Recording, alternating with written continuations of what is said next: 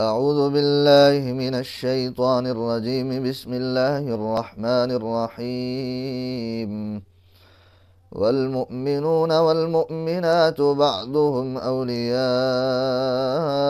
بعض، يأمرون بالمعروف وينهون عن المنكر ويقيمون الصلاة ويؤتون الزكاة ويطيعون الله ورسوله، أولئك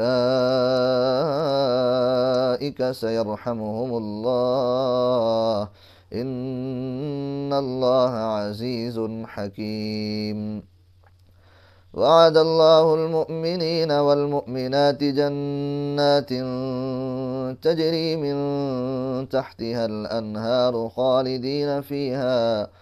خالدين فيها ومساكن طيبة في جنات عدن، ورضوان من الله أكبر، ذلك هو الفوز العظيم.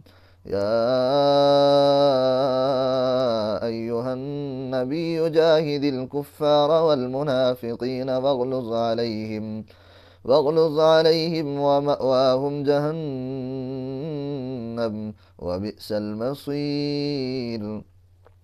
يحلفون بالله ما قالوا ولقد قالوا كلمة الكفر وكفروا بعد إسلامهم، وهموا بما لم ينالوا وما نقموا إلا أن أغناهم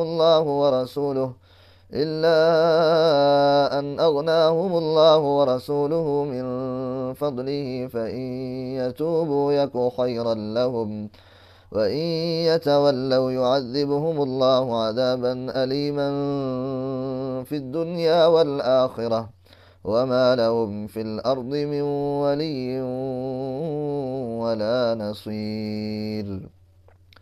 ومنهم من عاهد الله لئن آتانا من فضله لنصدقن ولنكونن من الصالحين، فلما آتاهم من فضله بخلوا به وتولوا وهم معرضون، فأعقبهم نفاقا في قلوبهم إلى يوم يلقونه بما أخلفوا الله ما وعدوه وبما كانوا يكذبون. ألم يعلموا أن الله يعلم سرهم ونجواهم وأن الله علام الغيوب.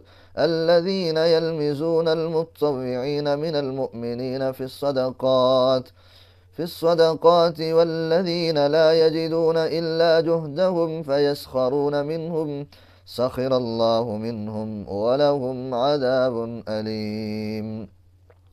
استغفر لهم أو لا تستغفر لهم، إن تستغفر لهم 70 مرة فلن يغفر الله لهم، ذلك بأنهم كفروا بالله ورسوله، والله لا يهدي القوم الفاسقين.